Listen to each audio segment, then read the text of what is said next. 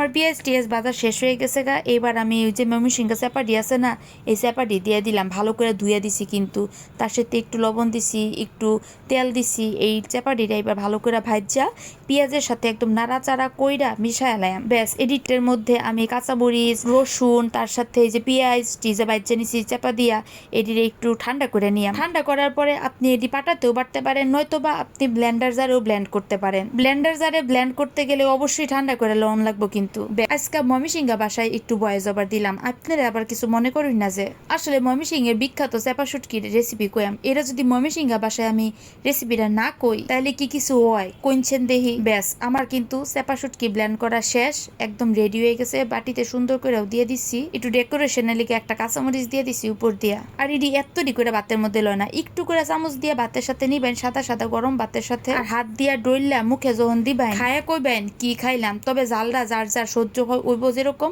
সেরকম ভাবে দিবেন। আসলে ভয়েস ওভার দিতে দিতে না আমার মুখে জ্বলায় পড়তেছে, আমি আর কি ভয়েস ওভার দিয়াম।